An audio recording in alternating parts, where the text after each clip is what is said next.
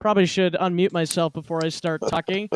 Welcome in to episode number 7 of the Skol Purple podcast. And good evening to Chandler Holland and Chris Dupick, my co-hosts this evening.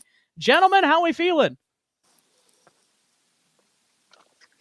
I'm feeling good, man. A lot of good hires, I think. A lot of in system hires from our new coach and stuff, and it's exciting to been looking into some of the free agents and I don't know, some of the draft prospects that we got coming up. So been a lot of Vikings football for me today, and I love it. Heck yeah, Chandler, what do you think?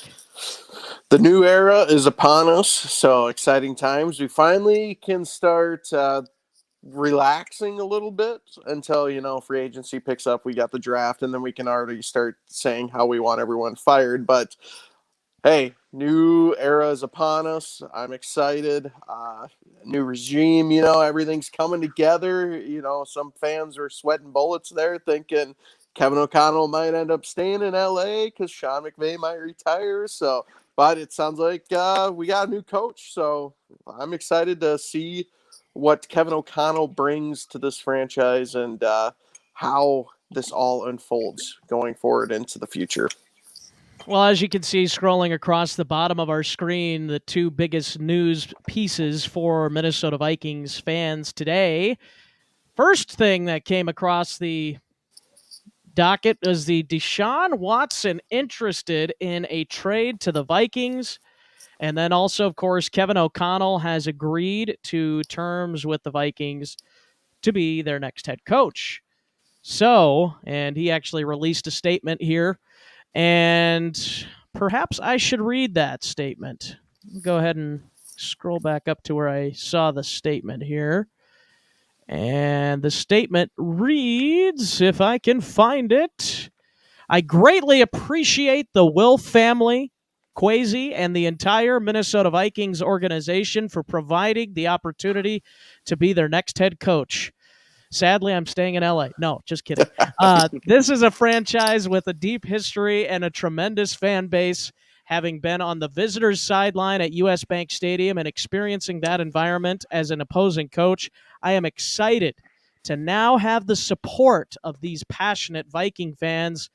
I am committed to working tirelessly to bring them a Super Bowl championship. Woo! Let's go. Let's go. I don't have my soundboard hooked up. Otherwise, I'd give that an applause. But he is going to be one tired guy because 9 coaches before him have yet to do what he just said he wants to do. So please, Kevin O'Connell, be the promised one. Including the great Bud Grant. And he looks like a young Bud Grant. Have you seen those pictures? I mean, he looks like a happier Bud Grant. So if we can get him to coach like Bud Grant and at least get us to a Super Bowl, I'm not trying to be too greedy. I just want to get there. Yes, obviously I'm going to want to win, but at this point, let's just get there. So use your inner Bud Grant and let's get the magic rolling. Well, he said he's looking forward to the Vikings fan support, and that's that's all we want to do, right? Support our head coach. Like, it feels like that with our last coach, he made it seem like we were the bad guy a little bit, but good on to Kevin O'Connell to say, hey, you guys are supporters. I appreciate you. So shout out to him. Absolutely. Well, gentlemen, it is a great day for And an interesting day. Of course, there's got to be drama in Vikings land because why not? It's the off season, and even when there's good news, there's always like, oh, we just had to have that come up, right? So, Chandler, you look like you're ready to talk on this. What do you think about the Deshaun Watson news today? That's a lot to unpack. Deshaun Watson naming the Vikings as one of his two. I mean, I'm sure there's many destinations, but one of the two destinations that came up, the Minnesota Vikings and Tampa Bay being that. It's interesting. It's not very often that you get an elite quarterback with the caliber of Deshaun Watson. That I believe he's 26 years old. We've seen what he's been able to do in Houston's. But again, there's that baggage that comes with Deshaun Watson and all his legal problems that he's facing at the moment. If those legal problems can not follow him, I'd be interested. It's just a tough one to be all in for just because of what's going on. And those are pretty serious allegations. They are very serious. Um, you would only make a move for Deshaun Watson if you're for sure that he can play and that's going to be put behind him and there's going to be some sort of settlement. Either way, that it's just kind of a weird, bad look for a new regime that's, maybe they want to make a splash. I don't know if this is the splash for this team to make when you go from pretty perfect, or not a perfect quarterback, but about as good as person as you can be in Kirk Cousins to someone like this. It's interesting. It's interesting to say the very least, but with the rumors, what they say, where there's smoke, there's got to be fire. So we'll only time will tell. We'll see. I want to see where these sexual assault allegations go. That's the deal breaker for me. So right now I'd say I'm on the outs of the Deshaun Watson trade. But hell of a quarterback would be an amazing addition to this team and would put us at Super Bowl contenders with him. Chris, what do you think? I'm with you. I can't get there when these pending charges are against him, and I think it's going to come down to I don't think the Wolves would be in the kind of position to sign off on that thing, and I think it's would go really against. I don't know. I just don't think they'd be down for it. And personally, I'm also with Chandler. I'm on the outs. It's a tricky thing to comment on, right? When this situation is against this man, and of course, you'd love him on your football team. We've seen how effective he is for the Texans, and last year they just couldn't do a thing without him. So, yeah, I'd love to see him if he can, get the charges dropped, or be found guilty in some way. That's the only way for me. All right. Well, I think for me, it's one of those things where if it wasn't for the baggage, I'd be all in. I'd be 100% in because if you look back before this season, the start of this season when Deshaun Watson didn't have any of that baggage, he was going to be entering into, I don't know, his fifth year as a quarterback in the league. And, he's 26 years old, I believe. That's... And Kirk Cousins is 34? Going to be 34, yeah. Going to be 34 before next season begins. So, I mean, that's an 8-year difference. And you have a chance to potentially get a quarterback if all the allegations weren't there. You had the quarterback that could potentially be there for the next 5 to 10 years, or maybe even more, just depending on, if he has a kind of a Brady career or a Rodgers career, whatever you want to say. But I would be all in if it wasn't for the allegations. But with all the allegations surrounding him, I'm all out. It's even if he gets cleared of this stuff, it's going to follow him until his career is over and even past that. So I don't think there's any way he's getting out of this. Even if he's, like I said, if he's cleared, his name is cleared, there's going to be something that will linger, whether it's people's opinions or the media, whatever. Like, even if the Vikings, let's say Watson is cleared and the Vikings go on and win a Super Bowl with Deshaun Watson as their quarterback, there's going to be taint on that Super Bowl title. It's going to be like, oh, they won the Super Bowl, but their quarterback was a sexual assaulter. And that's not something I don't think the Wilfs want, to Chris's point, and I don't think that's something Vikings fans should want. As desperate as we are to win a Super Bowl, as much as we want to win a Super Bowl, we are not willing to tarnish the organization to do so. And I think that's where the Wilfs will sit. But the interesting thing about this whole thing for me is, did Watson just literally throw that name out of the wind? Like, he's just like, oh yeah, the Vikings, that'd be a great team? Or was there some sort of, something that was told to agents or something that was told to teams throughout the league that maybe the Vikings are looking at potentially getting a new quarterback this offseason? Is that the telltale sign that Kirk Cousins is on his way out the door? That's maybe the question we should ask. The time will tell, Carson. Time will tell with this situation. Again, I want to say these allegations are very serious. They should be taken very serious. We know where this Vikings franchise has been in the past, before the Mike Zimmer tenure. It's just, we've been in bad places, and I don't think the Wilfs want to go back to bad places. But yes, it's interesting, because then you bring in a coach with Kevin O'Connell that's had a history with Kirk Cousins, and so then you sit there and wonder, like, well, is Kevin O'Connell really going to want to move on from Kirk Cousins? We know who he is. We know what he brings to the table. We've gone over that many times. But with the new regime bringing in their guys, maybe it is time for them to move on from Kirk Cousins and do something. If it's going to be, Kellen Mond, bring in a draft pick, or Carson Wentz. I don't know. I'm just throwing out names there. But again, this is the time where all these rumors start flying. So we'll see. I just find it hard that they're just going to move on from Cousins that easily, because it's not easy to replace him. So that's where I'm at. I just have a hard time seeing that they're going to actually move on from him. All right. Well, Chris, anything else you wanted to add on this subject?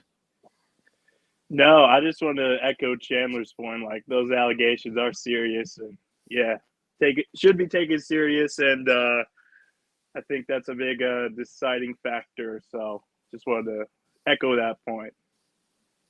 Yeah, absolutely. And that's, again, why I am all out.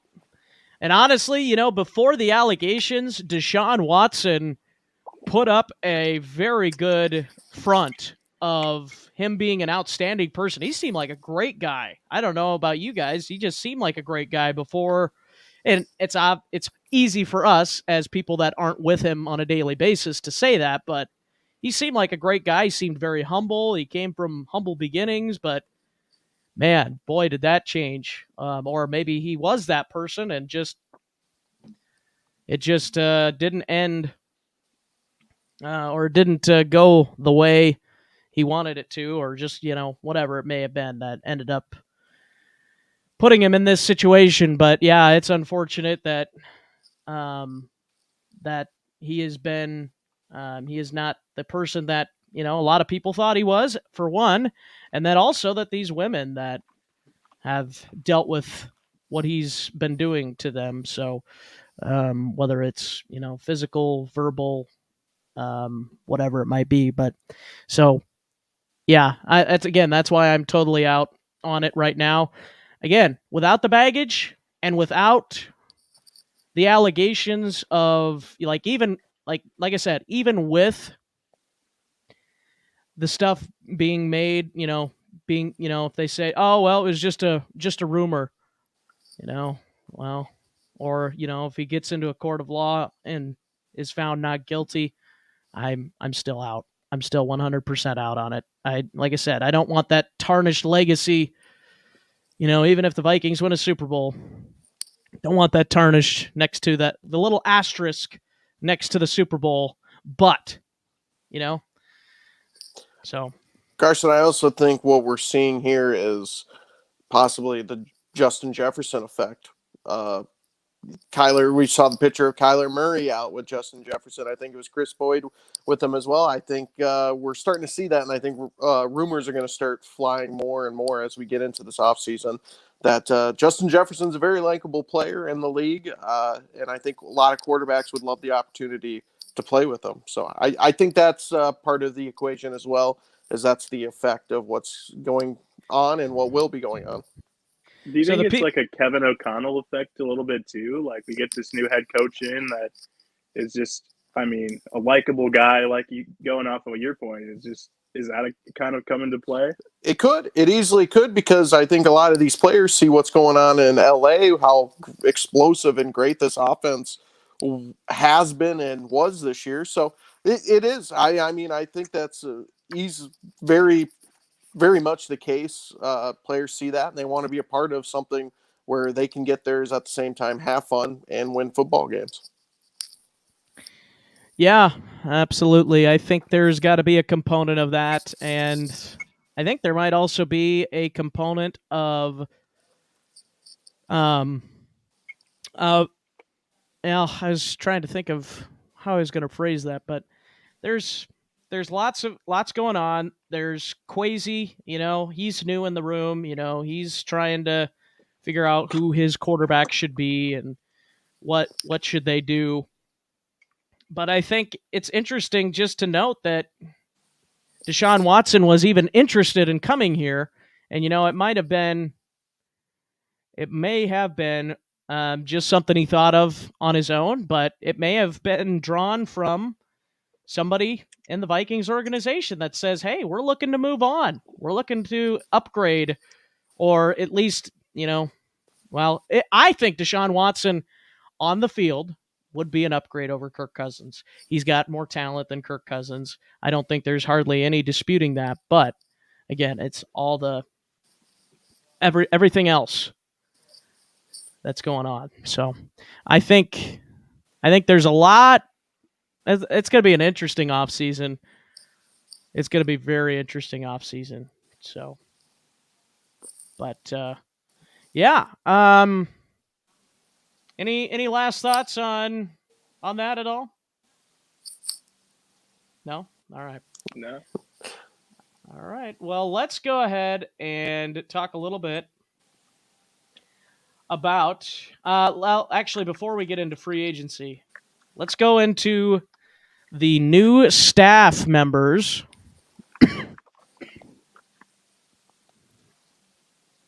And let's go ahead and do that here. So, offensive staff. Chandler, do you want to read the offensive staff?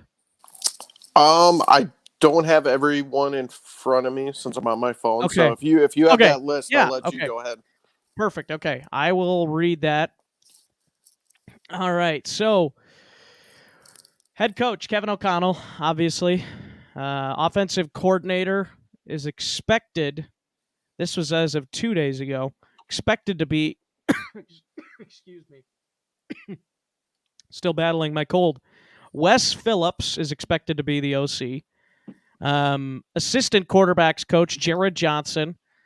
I think the actual quarterbacks coach, I believe, is still unknown at this point. Thomas Brown is interviewing also for the Vikings OC job. And also, a couple of other names. Well, actually, that's the Rams. Never mind. That are looking at different offensive coordinators. But and also, let's see. I was trying to find. There's another guy down here somewhere. Oh, they're hiring Justin Riscotti to be the assistant O-line coach as well. And he was with the Broncos. And the O-line coach is Chris Cooper or Kuiper or Cupper, or I might have messed that up. Curtis Modkins is the running backs coach, and then wide receiver coach is the same. Keenan McCardell is back, and then Brian Angelicio. I think. I'm not quite sure how to That get that one, but I'm happy you had to tackle that one. yeah, that's the real reason you didn't want to say these. I get you now. He's the tight ends and passing game coordinator for the Vikings, tight ends coach. So, and then defensively, they've got a new defensive coordinator as well, and that is Donatello or Donatel. It's just I think it's Donatel, right? Donatel. Yep, Is it Ed Donatel? correct. Ed Donatel, and he is the new defensive coordinator. And there's somebody else that was a pretty solid name. Well, maybe not solid, but Mike Pettin, a defensive assistant, is going to be part of the Vikings. It sounds like as well. Not calling plays, which thank the Lord for that. But so a couple of names defensively, and they're going to continue to build out that staff. I guess initial thoughts on the new staff for the Vikings so far. We'll start with Chris this time. Are you in or out on this new staff that the Vikings are putting together with Kevin O'Connell? I would say I'm all in. I love the leadership they got on the defensive side of the ball, and Donatel. I feel like he's a guy that's been around the league for a while, and you sort of want that in a D coordinator, especially when you sort of have a head coach that as a first time head coach. So good to see that, and I've heard it. Donatel's a 3-4 defense guy, so it'll be kind of crucial to look at a solid defensive tackle when we think about free agents and the draft. So I'm all for that new look on the defense, and like you said, some of the guys like Wes Phillips, I think he would be a great offensive coordinator. So I'm all in on him. He's done some really good things. He's done in Washington in 2015 when they had a good playoff run, and that was actually when Jordan Reed was with him, and he had a career year for them. Like such a good tight end that I just noticed. Like he worked with him, and they had a great season. And he was the passing game coordinator there. So I think I like O'Connell keeping it in the system, especially as in the offensive coordinator role, because we know that O'Connell will be calling the plays and stuff, and so he can sort of have an OC just that he's worked with and that knows the system already. I think that'll give us a huge advantage going into the next year. So I love those hires. I guess those are the guys that stuck out to me. I think Brown would be a good offensive coordinator too, since the Rams run game this year has been really good. Cam Akers being out, guys stepping in like Darrell Henderson and Sony Michel. Like those are all three effective running backs that they have on their team. So that was really impressive too. So I like the guys that Kwesi and O'Connell have sort of collaborated on. And I feel like I see a lot of their backgrounds coming into play with these guys too, like so prior connections, like in Denver with the DC and stuff like that. So I'm all in. All right, well, Chandler, what do you think about this new staff? Well, I'm all in as well. It's quite the change from what we're used to in the last 8 years. But I feel like Kevin O'Connell is taking a book out of Sean McVay's page here, and that is by getting a staff with a lot of experience, a lot of good, different experience. When Sean McVay was hired in the Rams, he went and got Wes's dad. Now his first name's escaping me, so please help me. For some reason I forgot. Wade Phillips, there it is. It came to me. So then we get Ed Donatello, who has, 30, 40 years of experience coaching football. So I like that page. I like how he's getting a lot of experience there around the staff. That's going to help him being a first-year head coach. And with Kevin Connell himself, it's just kind of weird to see where he started. He was on the radio calling games for his alma mater at San Diego State, and then got into coaching and worked his ranks up, and now here he is, the 10th head coach of the Minnesota Vikings. So it's crazy to see his road where he's been. There's going to be a lot of bumps. I think fans are going to need a lot of patience. Front office owners are going to need a lot of patience from this staff and Kevin O'Connell, because it's going to take time. It's going to take time. This is all going to be new for a lot of these players that have been here for a lot of years under Mike Zimmer. So I'm excited. Finally we're going to get that kick-ass offense. Hopefully that we've all been wanting. Some new, forward thinking, some analytically driven coaching and plays. It's going to be fun. It's going to be a good change. I'm just interested to see how it all looks come training camp time. If we do go to a 3-4, what players, base 3-4, a lot of teams do this hybrid type defense now. What players are going to be with us that are currently on the roster? Who are we going to bring in? There's so many different moving parts, but I like the steps that this franchise is making with these moves. We're bringing in a bunch of people that are forward thinkers and have a lot of football experience. So I'm all in on the staff too. Let's just hope it pans out. But again, they have my patience as a fan. I will be very patient, and we got to look at the bigger picture here going forward.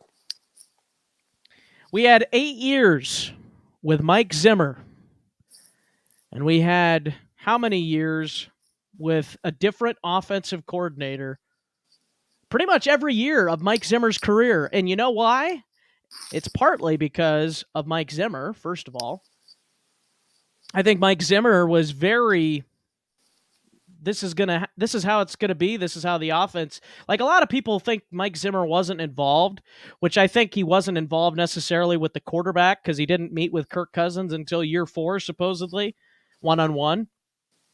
But I do think he had a lot of influence in saying, okay, what are we calling here? And it was 9 times out of 10, we got to run the ball here. We got to run the ball here. So I think that's going to be refreshing to hopefully not have to have a head coach that is like, we got to do this defensively. We got to do this defensively, kind of with Kevin O'Connell. I think he's just going to let Donatell just say, hey, you control the defense. I am offense. Not that he's not going to have a relationship with the defensive players, but when it comes to calling the plays, I think he's going to give that all to Donatell. And he's just going to say, hey, I trust you. I brought you in for a reason. I'm so sick of these offensive or defensive coordinators who come in and literally just do nothing. They just sit there like, they're the offensive coordinator. They don't call plays, though. Now, I understand the, offensive coordinator is more than just a play caller, but it kind of makes your job seem a little bit less important when you're not when you're an offensive or defensive coordinator who's not calling plays. So, at least in my opinion, but I'm interested to see how that will work for the Vikings, and I am willing to give this staff a shot. I'm willing to be patient like you guys. Like, even if I, maybe some of the names are kind of like, I don't really know some of these guys, but, Kevin O'Connell and Kwesi, I'm going to trust them. I'm going to let them do what they need to do. I just don't want to see a huge year of turnover next year. That's my hope. I don't want to see a whole bunch of turnover, because the more turnover you get, the more situations you get that the Vikings were just in, where the coach told the offensive coordinator, this is how it's got to be, and then they decided to hit the road at the end of the year. Why do you think Kevin Stefanski left? He didn't want to be dealing with what Zimmer had to say, I don't think, most of the time. I think that was part of why Zimmer was like, oh yeah, let's keep Clint, because he was more of that yes man, like, all right, this is good. I got myself a yes man. He's going to do what I do unless he doesn't hear me for whatever reason.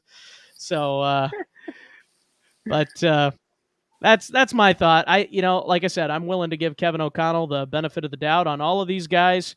Let them prove themselves and see what happens. Can I just say my favorite bit is that Mike Zimmer, Clint Kubiak. Can you hear me?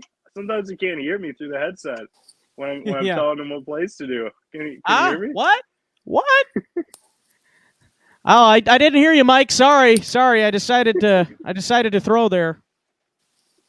Yeah, that's probably how all the pass attempts came this year. Quinn Yeah. said, I sorry, I didn't hear that one, man. Yeah, that's exactly right. All right. Well, my goodness. Bear with me here with my cold.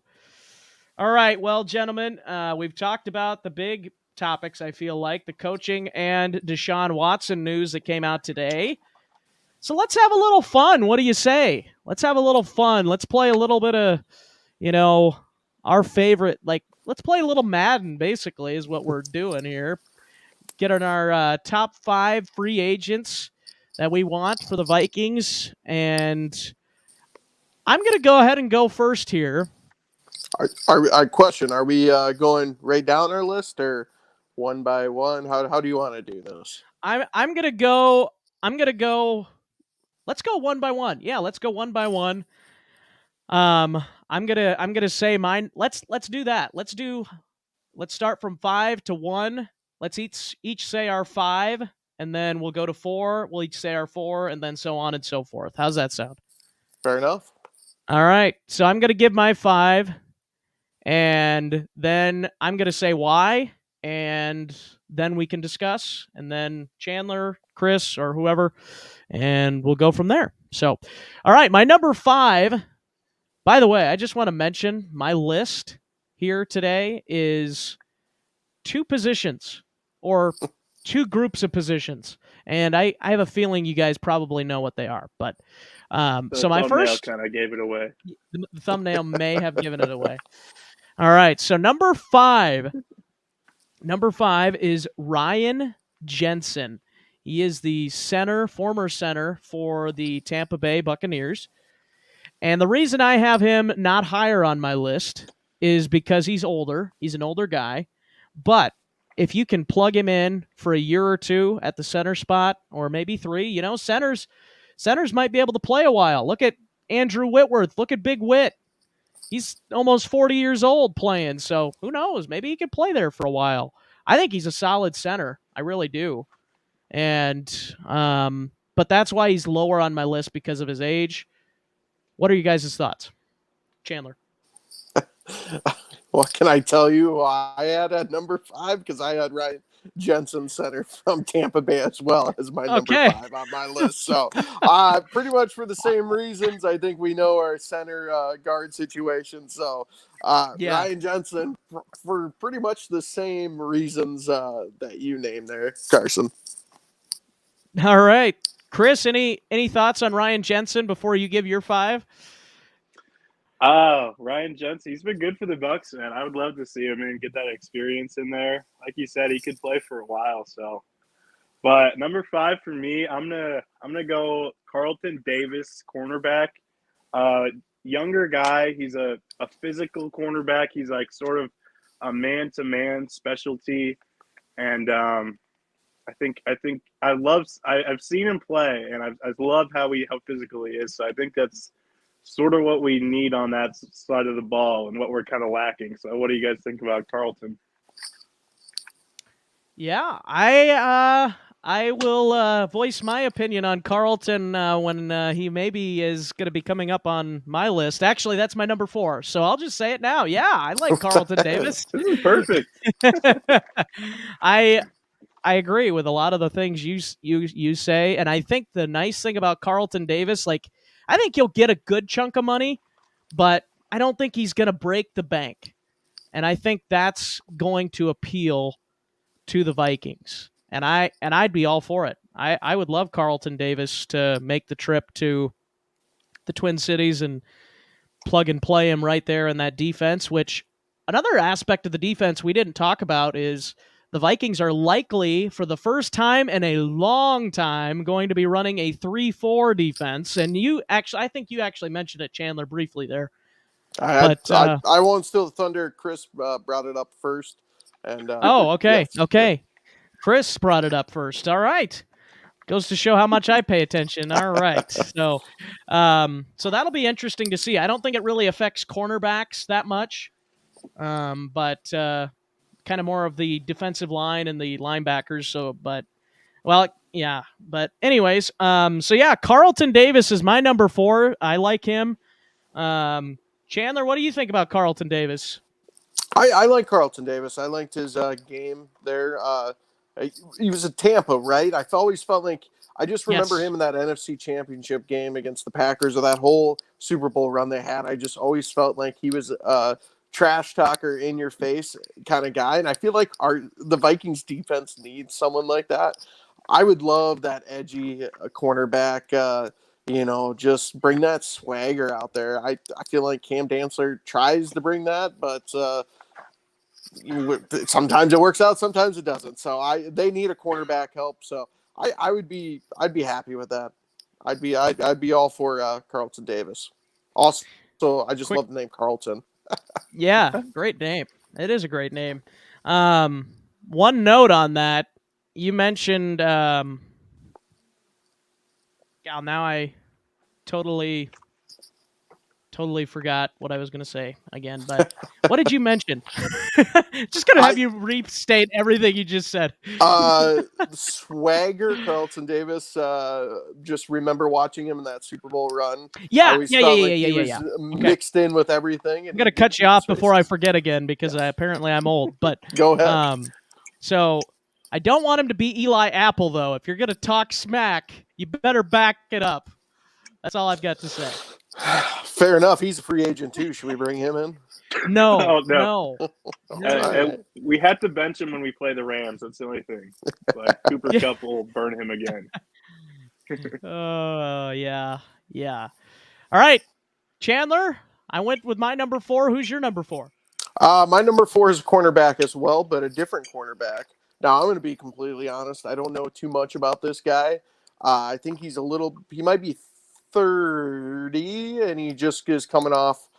He's going to be a free agent from Denver, cornerback Bryce Callahan. The only reason I mention his name is due to our new defensive coordinator being from Denver previously. So maybe bring in a guy that knows the system and can step right on in and fill in a void for a year or two. So I looked at that. He played in Denver last year. Our new defensive coordinator is Ed Donatel. Why not? Maybe he would be a fit and can just step in and play a year or two. Yeah, that's not a bad selection. I would not mind that at all. I think he'd be a solid fit there. Any thoughts there, Chris, on him? Was he in Denver? I believe he was in Denver last year. I think he's been there maybe the last couple of years, maybe his whole stint in the NFL. I'm not really sure. To be honest, I don't know too much about him. I just saw his name and I'm like, oh, he played for Denver. He's kind of in that age range where he has some experience, so bring him on in. Why not? I was gonna say, like, he could get that connection with Ed Donatel like off the bat. So I don't know, that'd be a cool hire. But I think Carson, you're gonna like this next one, my number 4. I think we should bring in running back J.D. McKissick from the Redskins, and here's why. Whoa! I'm gonna back you up right there. The Washington Commanders. Oh my gosh, my bad. That's a big no-no for me. I'm sorry, you guys. That's a cancel for me. Yeah, no, you're good. You're good. I just had to say Commanders. I got to get it through my head before football season, so. Right. No, I was just so excited. I just said the first word that came to mind, but this guy excites me, man. JD, like he's been in a number 2 role behind Antonio Gibson this year, but when he has gone on the field, we've seen him be such an effective pass catcher, and I think that role would be so cool to have in Kevin O'Connell's new offense. And the upside with bringing him in is, I think he could be a good number 1-2 combo with Madison. You know, Madison is a power guy, and JD is sort of that elusive back. So this is all setting up the table to dump off Dalvin Cook's contract. Is there a little reckless speculation coming here from Chris Dupick that Dalvin Cook is not going to be a Viking? This is all a scenario where that leads to, yes. Dalvin Cook could, man. Yeah. Here's the thing. J.D. McKissick got paid $1 million last year when Dalvin Cook got paid like $13 million. That's a huge difference. Huge difference. I mean, and J.D. McKissick only played Here's the stats: 9.2 yards per reception for J.D. McKissick, 4.4 yards per run. I mean, I wrote these down. I just like it. I like it, but that's just I me. What do like you the guys think? homework, man. I like that. Sweet. Yeah, no, I'd be okay with that. I really want to see what Kane Wongwu does. I think he's got that kind of potential. J.D. McKissick kind of potential. If the Vikings utilize him, he's obviously a smaller version of like a Deebo Samuel, but I think he could be the running back version more so of Deebo Samuel, or maybe be more like an Alvin Kamara. Obviously he's got some issues now. Boy, the Saints are a dumpster fire right now, and I'm loving it. I'm here for it. I'm not upset. How about that he Karma. played in the Pro Bowl after Yeah, they knew what happened? That's blew my mind. yeah, exactly. Let's see. I was going to point something out. There was somebody. Oh yeah, here we go. Kevin Brown at Kevin Brown NFL on Twitter. We might try and get him on the show at some point. He gave us a target. This is his target for how to build an NFL roster. And here's how he here's how he breaks it down. 15% of your cap, which would be $31.23 million, should be for the quarterback. 3%, $6.246 million, $6.2 million at the running back spot. So I think that is right on target, right with what you were saying, Chris, where he makes only $1 million. Maybe give him a little bit of a raise, $1.50, maybe $2 million. But that would be right on pace where the Vikings should be with how they should be paying the running backs. And then he has, if you're curious for the rest of the list, I'll just go through it quick.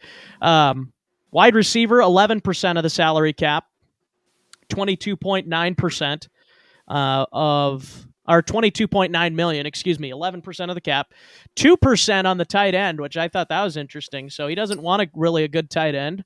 $4.1 million, that would be. And then O-line, 22%, $45.8 million.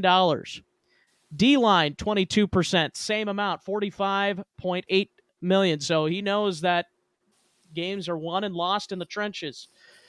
And the linebacker spot, 6%, $12.4 million. And the cornerback position, $24.9 million. That's, again, 12%. 5% at the safety spot, which is $10.4 million, which the Vikings would have to cut bait with Harrison Smith to get under that. And then special teams, 2%, $4.1 million. And that gets you to a cap number of $208,200,000. So I really like that breakdown. I think that's very on par. Maybe you take a few million off one position, add it to another, or whatever. But I feel like that's pretty on point with where teams should want to be with the SAP. Oh my gosh, the salary cap. Goodness, I'm getting my words tangled tonight, gentlemen. Okay. But yeah, that's it's kind of interesting. Little thing there. So we were on Chandler. You had your third, or was it your fourth? I gave my fourth. I still have my third here. Would you like that? Did I say my third? You said your third, or did you say your fourth? I'm lost. Where are we? I did. I said my fourth. I got to do my third. I don't know if We you all- guys did your third yet. I've done JD my fourth, I think. You did JD. Is that your fourth? Yeah, I just did JD. Yeah, Yep. I believe you're Okay. up with your third. Okay, and you said you're up for JD, Chandler? I'm a Dalvin Cook homer, so I don't know. I'd like to see him in this offense and see how it plays out.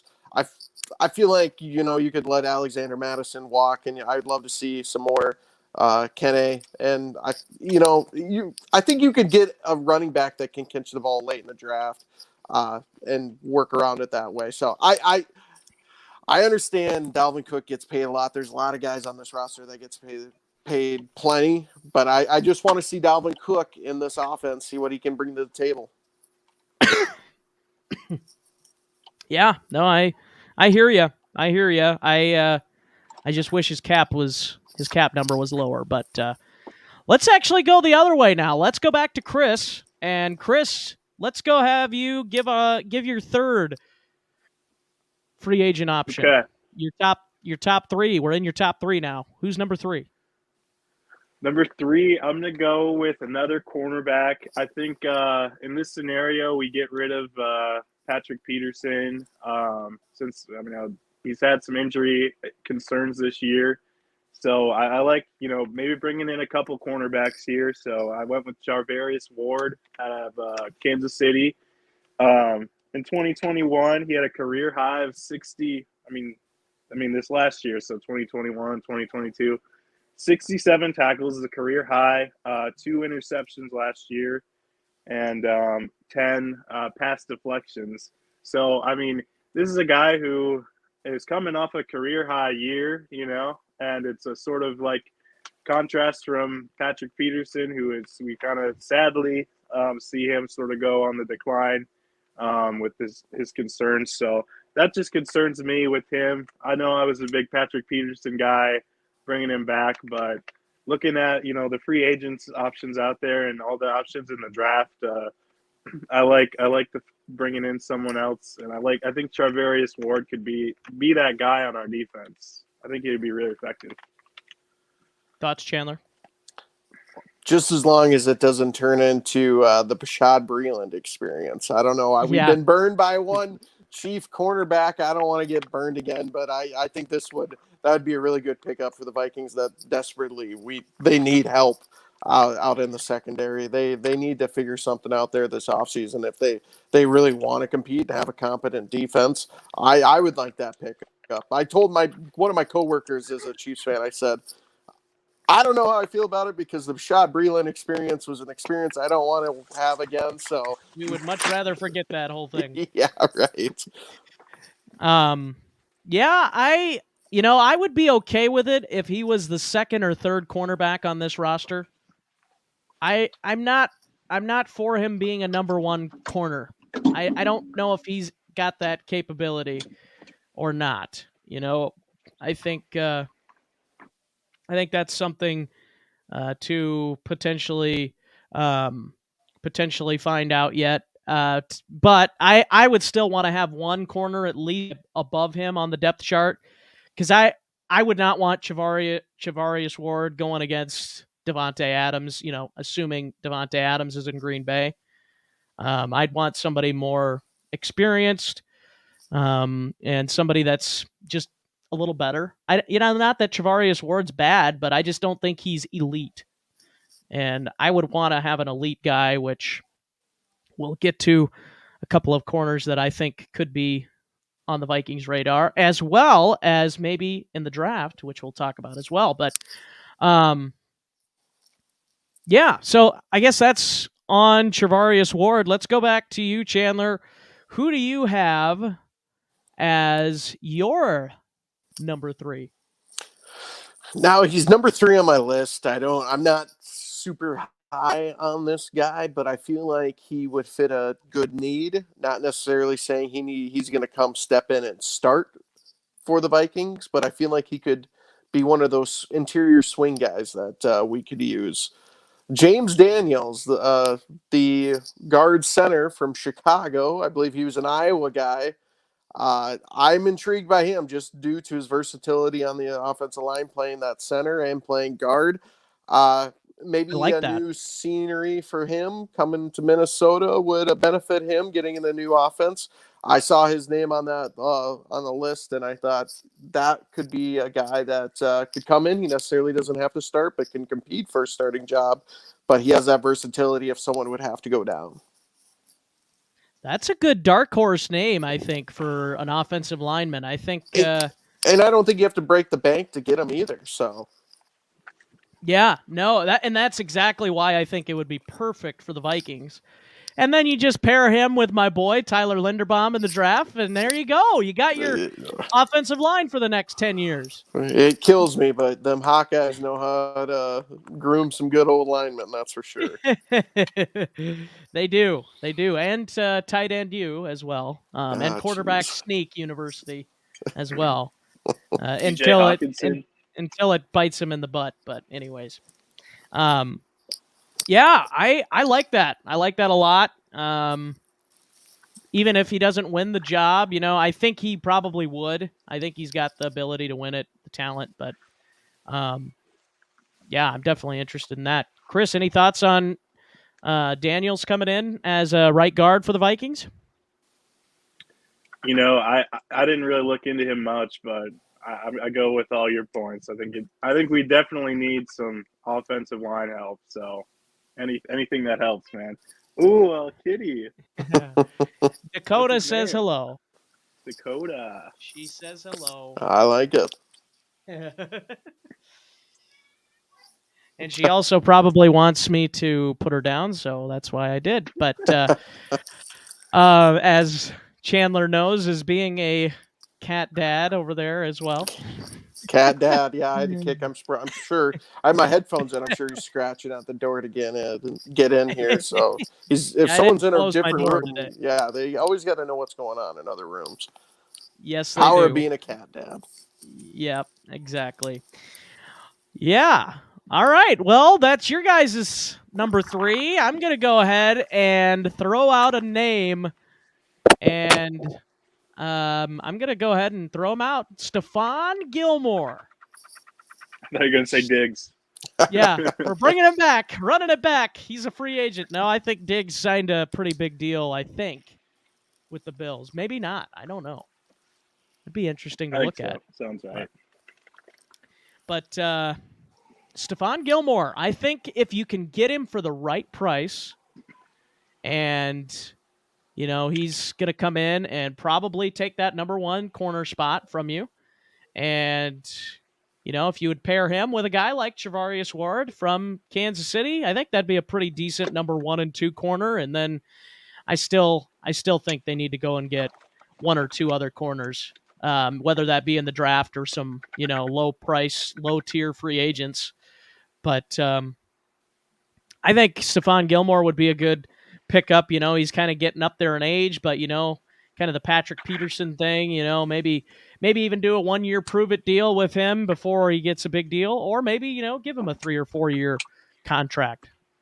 Any thoughts on Stephon Gilmore coming to the Minnesota Vikings?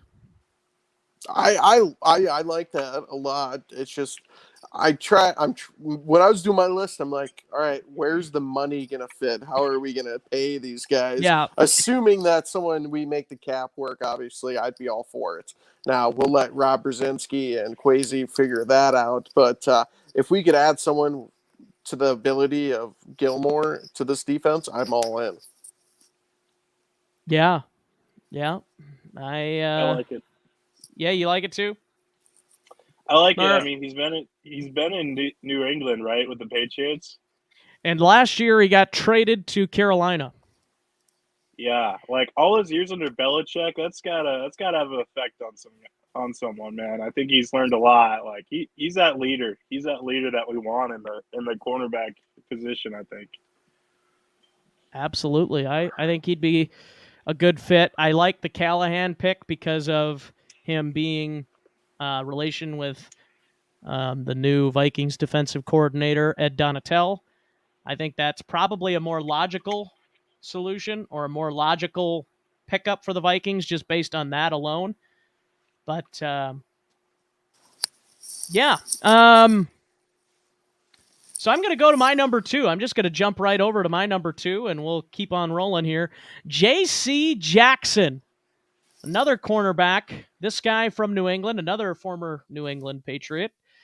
Also was in the thumbnail. Surprise, surprise. I'm so good at hiding things. But I think I think he's still fairly young, and I still think, I think he's pretty good already at his age.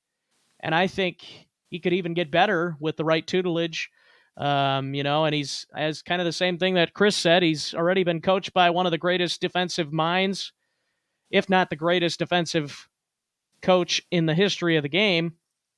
So I think that adds a lot of value. And so he's my number 2. Any thoughts?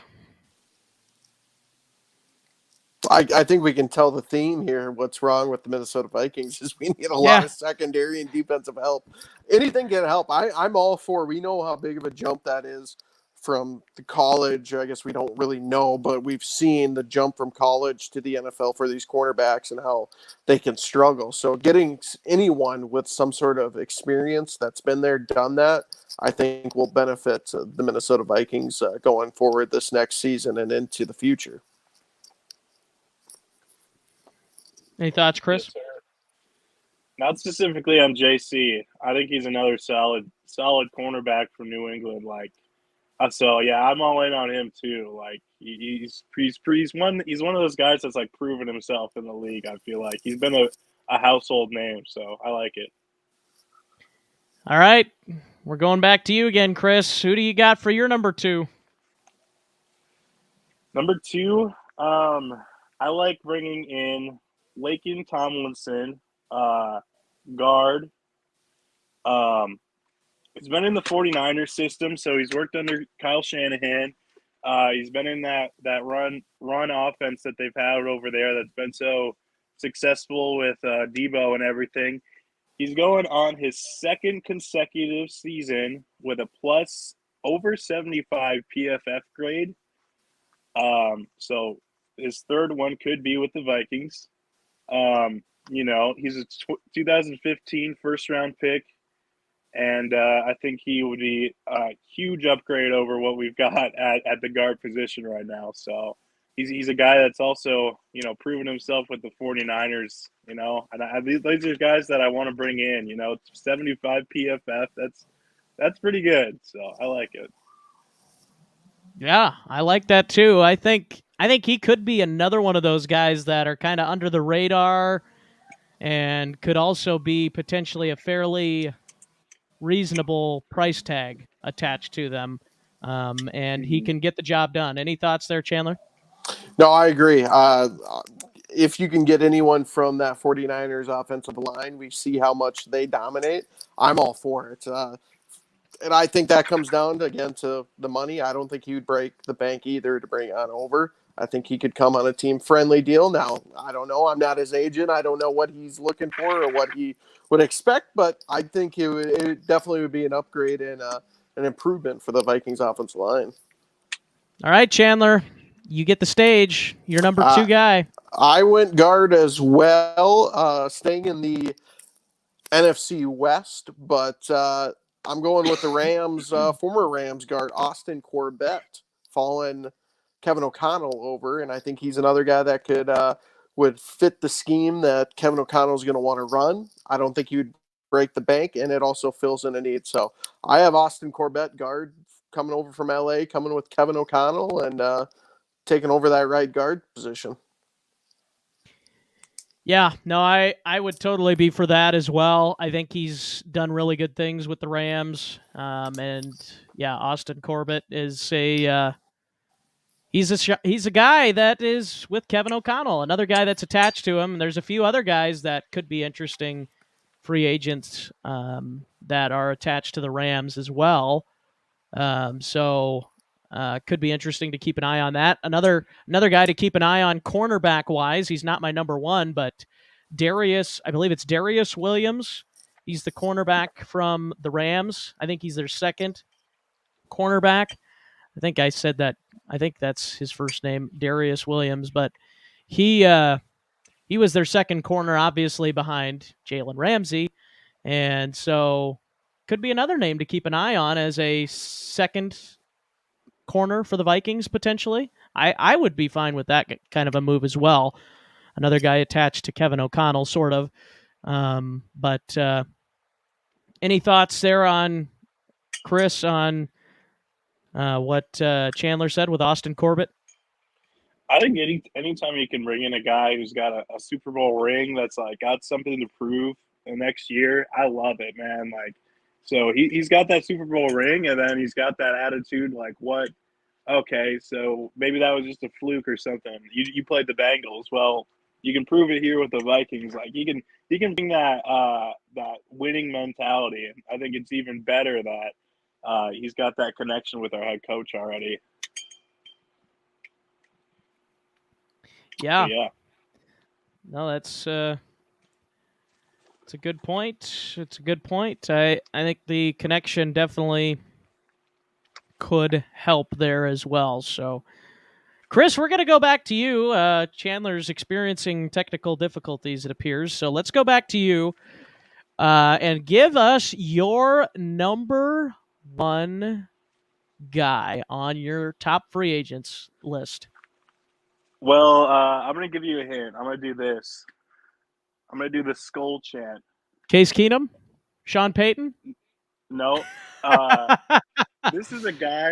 This is a guy who did the Skol chant with the Vikings crowd during during training camp workouts with his team, with the opposing team, and that's linebacker Von Miller. Oh, yeah, that's right. Bring in Von Miller. We've seen him have a huge effect on the fan base. What were you gonna say? You looked like you were gonna say something.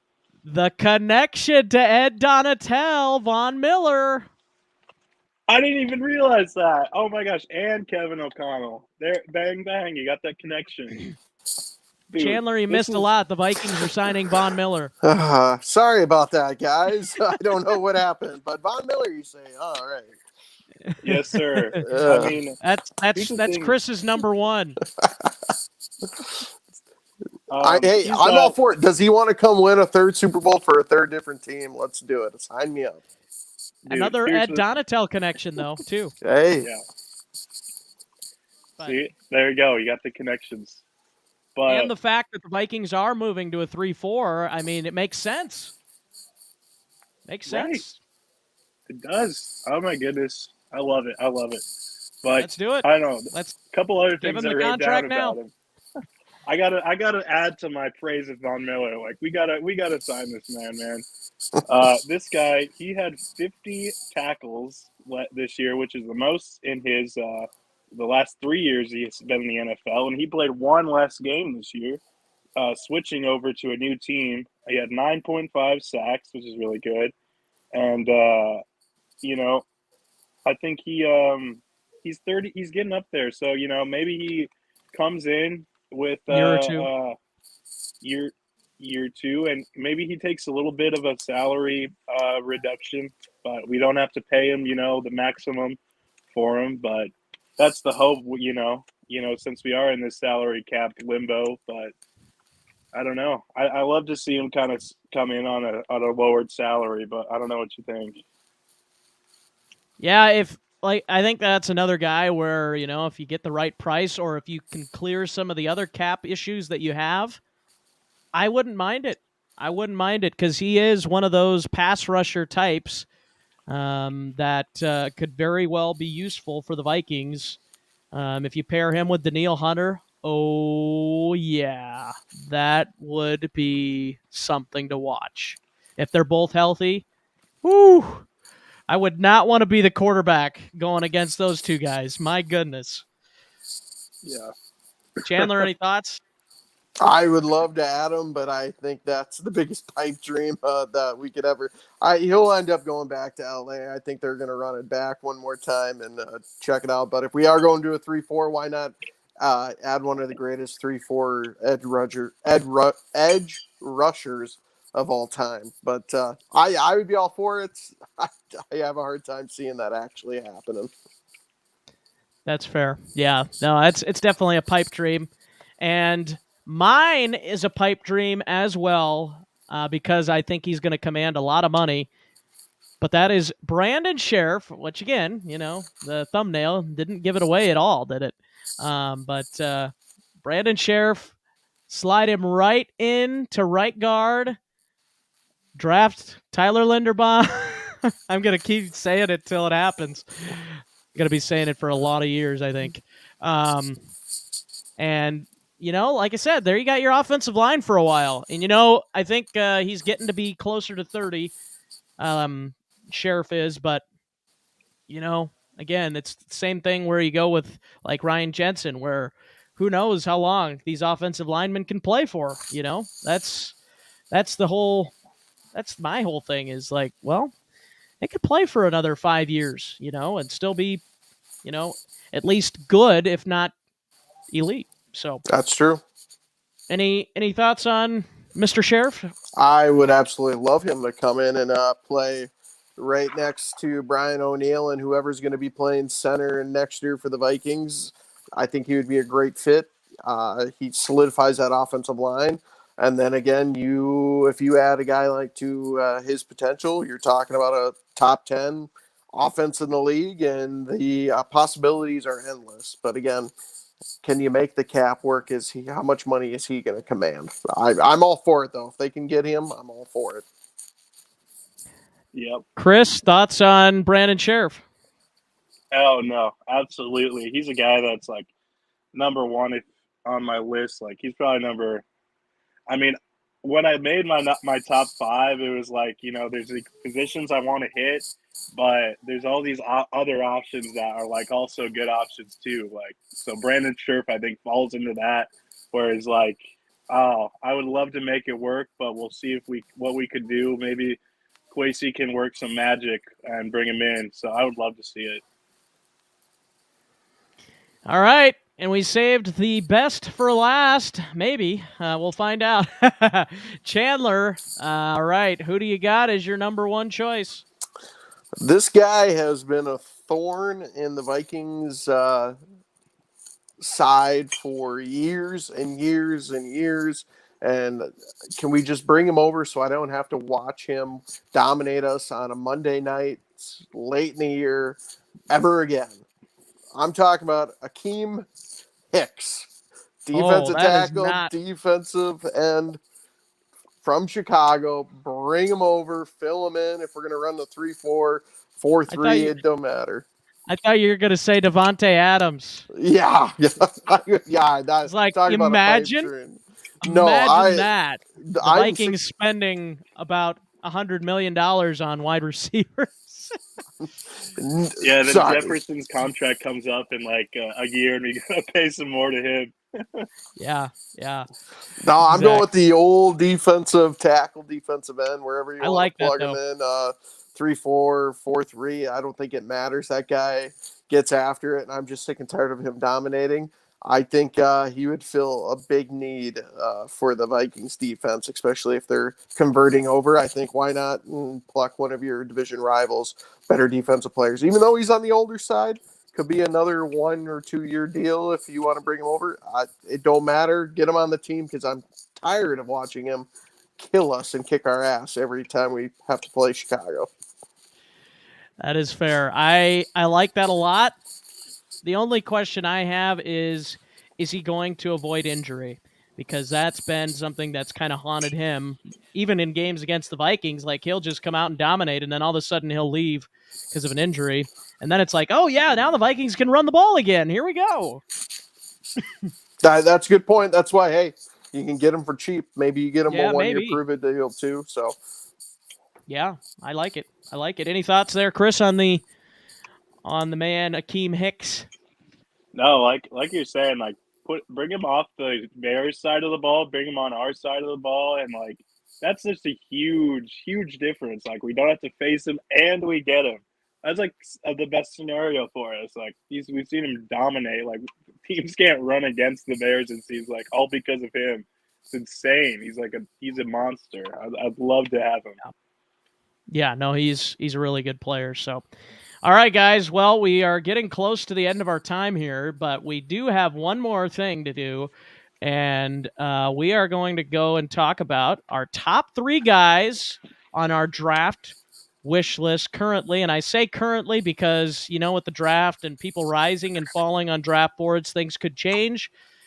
But I'm going to go ahead, and I'm just going to give my top 3, and I think we'll have everybody give their top 3, and we'll talk about each one individually. So I'm going to give my top 3. And my number 3 guy is basically, it's a combination of Aiden Hutchinson and Kayvon Thibodeau. And I don't think either one of those guys are going to be on the board when the Vikings are picking. But if somehow some way they are there, I would love to pick up one of those guys. Those are kind of pipe dreams. I don't think they're going to happen, but if for some reason somebody fell, even if one of them fell outside the top 5, trade up and get them.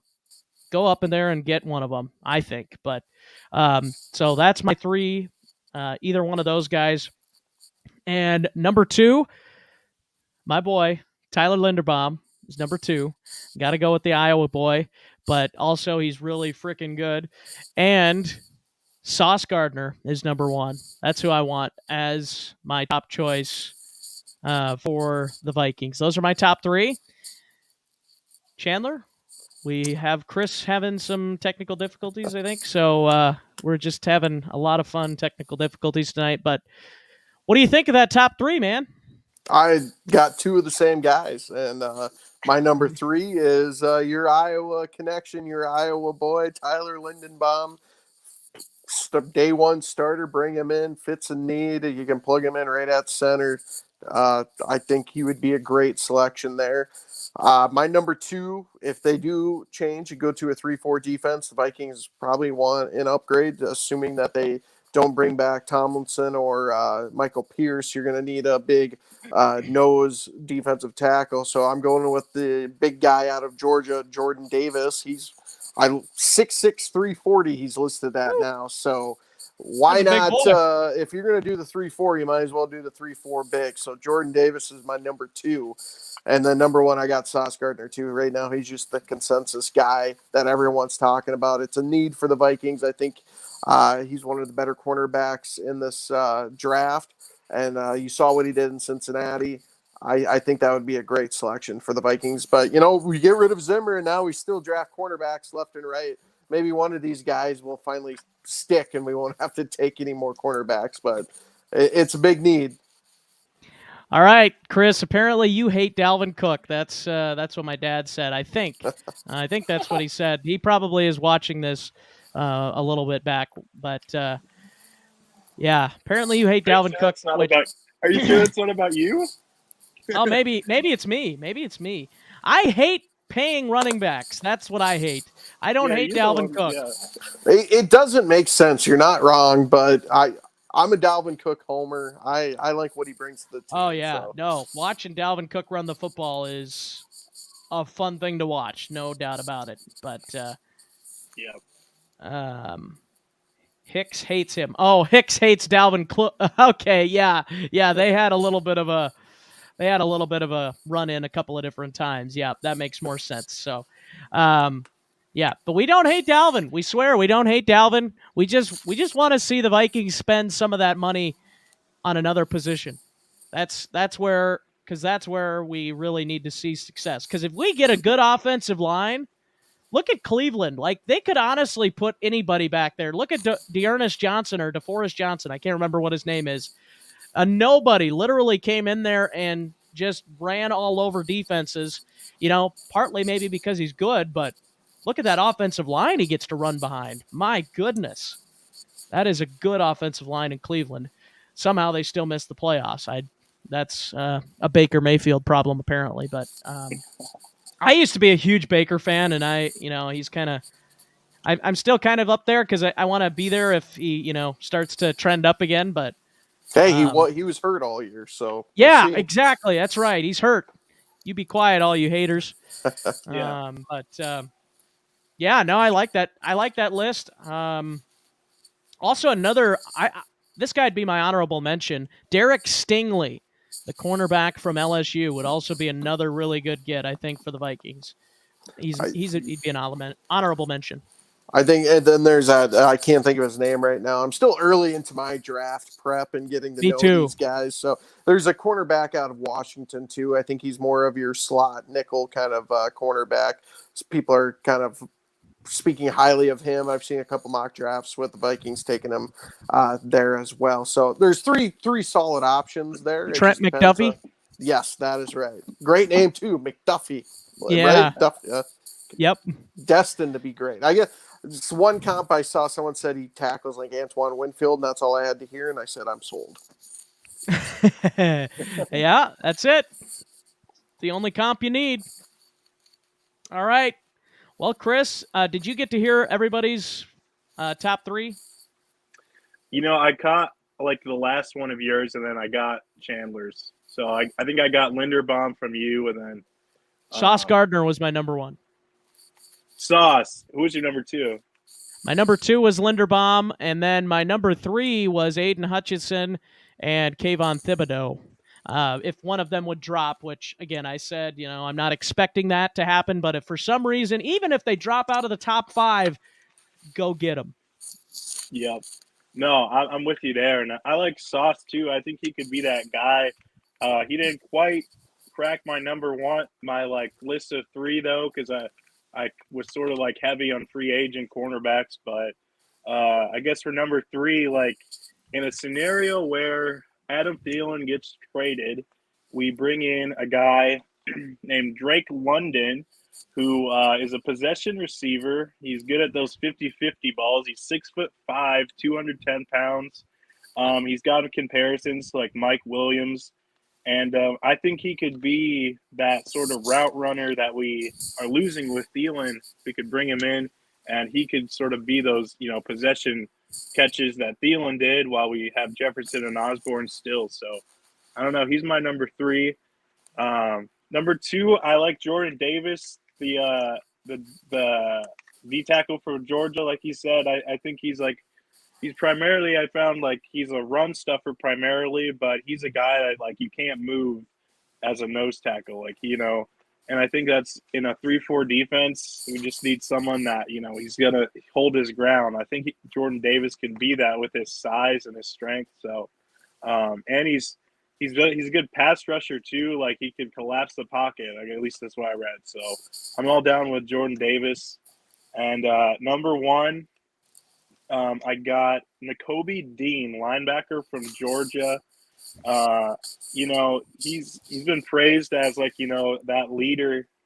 That's a huge quality that he brings, and he's athletic, so I think he will fit. I read that he would be good, covering those running backs if we need, covering tight ends. So I think in the linebacker, we've sort of been lacking that, like that sort of athleticism in that position. So I'd love to see Nakobe Dean. He's another one out of Georgia who just like is churning out, a good draft prospect. So that's my top three, I guess.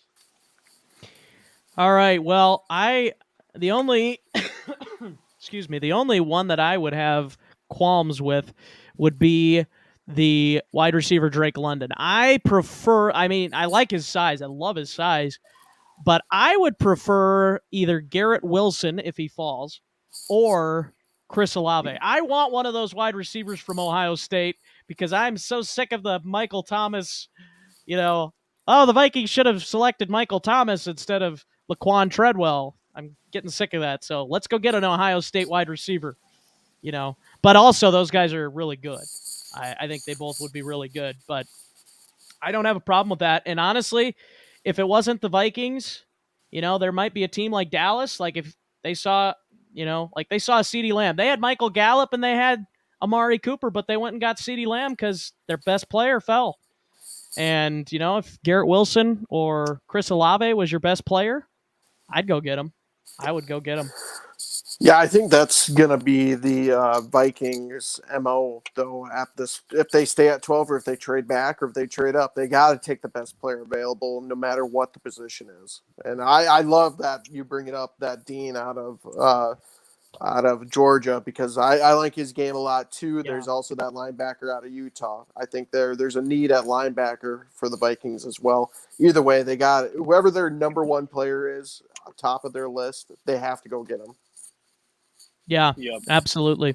I love Nakobe Dean too. I think, if you don't get Von Miller, which is your pipe dream, I think Dean would be a really good outside linebacker, or you could even maybe put him inside if you're running a 3-4. Maybe put him next to Kendricks. Yeah. I could see that too. So in this top 50 big board that Daniel Jeremiah released, he had Derek Stingley Jr.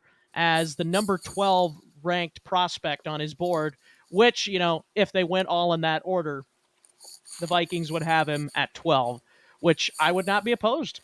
I'd be fine with that. I think that'd be a good pick. But I think it's going to be interesting for me to see which positions the Vikings want to go at in free agency, whether if they'll stick to more of the value guys in free agency to fill slots, or if they'll go after some of these bigger names that we talked about, and then they'll just kind of go get the guys that they really want to get to fill positions in the draft, or how they'll approach that.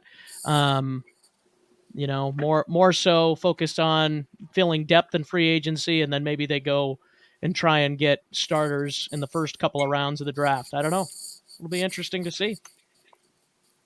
But well, I think that's it, gentlemen. Let's go ahead and go into final statements today. Chris, I'm gonna have you give your final statement first. Anything that you wanted to recap from our conversation today, or anything else that's been going on in Viking land? Man, Vikings Twitter is just still at it. Same shout out to them. They entertain me, but I don't know. Just been keeping up with the head coaching. The coaching hires, and it's an exciting time. I love talking about it, man. I guess I don't know. I wish I had a better final statement, but I don't know. I loved how we break down all these guys, and I feel like we touched on a lot of the talent that they have and that they could bring to us, and I think that's all you got to do. You got to really just take a look, and we'll never know until they play in the league and we see how they do.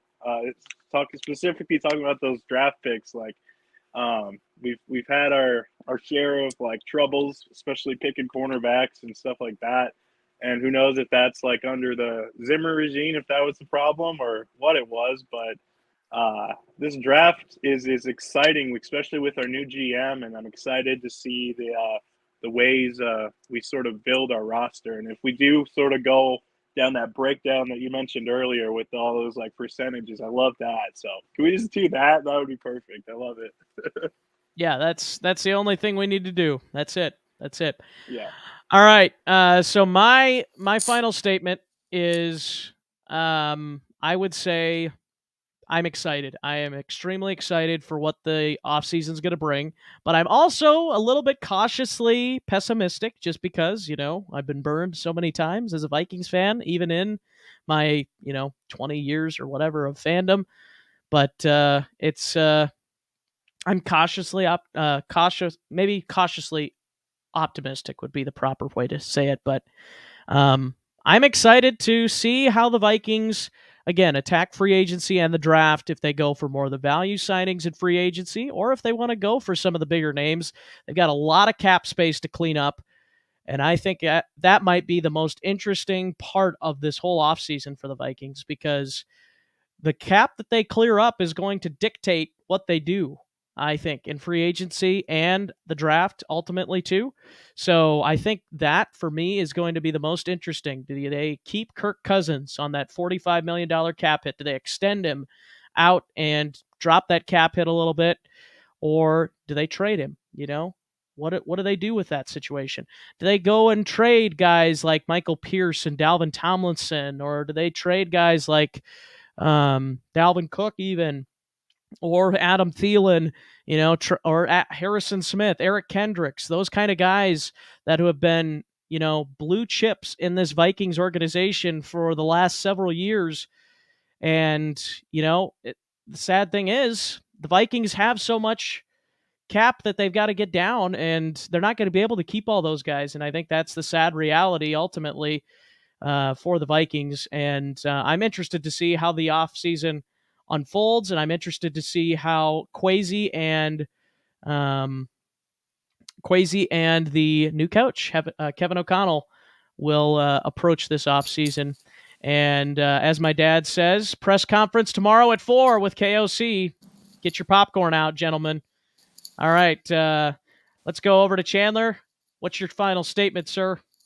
Well, speaking of that press conference, I was just going to say I'm excited to see what the press conference is going to be tomorrow. Finally, we're seeing that vision, the leadership, the communication, the collaboration that the Wilfs came out and said that they were looking for. We're finally seeing that vision now. Again, patience. We're going to have to wait and see. I'm excited to see where this franchise goes with the moves that they make this offseason, not only for this upcoming year, but for the future years coming up. I think there's going to be a lot of moves that dictate where they're looking to go here in the next how many years this regime is going to be together. So it's just exciting times. It's new. It's going to be some hard times, more than likely. But we just have to trust the process here with Kwesi, Kevin O'Connell, and trust that the Wilfs made the right decision in making these moves. I'm just excited. I'm excited to see what happens. I can't wait for free agency to start. Dive more into this NFL draft. So all we can do is wait and be patient. But exciting times are upon us. Absolutely. In Kwesi, we trust. In Kwesi, we trust. I'm trusting Kwesi with this offseason until he proves otherwise that he's not worthy of the trust. But, like you said, Chandler, earlier, we got to learn to be patient with these guys, even though, we may think like, oh, boy, I don't know about this move. But I think we got to be patient, let those guys bring in who they think are good players. And, here's the thing, too, that people are like, that maybe don't remember is like, there's always going to be those guys that you bring in that are not going to hit. You're not going to hit on every draft pick. You're not going to hit on every free agency signing.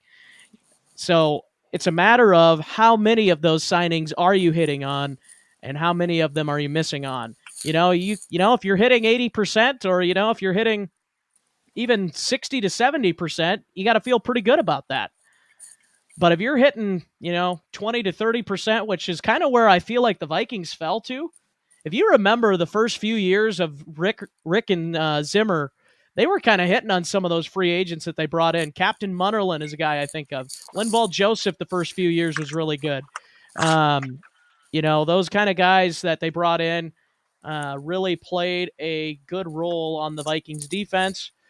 And there's probably a few other guys I missed in that as well, but that's going to be interesting to see with this team. But yeah, anything else before we salute our audience? Nothing? I got All nothing. right. Tumbleweeds? Yeah, tumbleweeds. Let the fun begin. Yes, absolutely. Well, gentlemen, we always thank you guys for joining me, and we thank all of our watchers / listeners out there in Viking land. And again, thanks for watching. And gentlemen, we'll probably want to talk again next week. So we'll probably plan on doing something next week. But thanks for joining me today, there, guys. Yeah, man. It's always a pleasure. All right. Skol Vikes. Skol.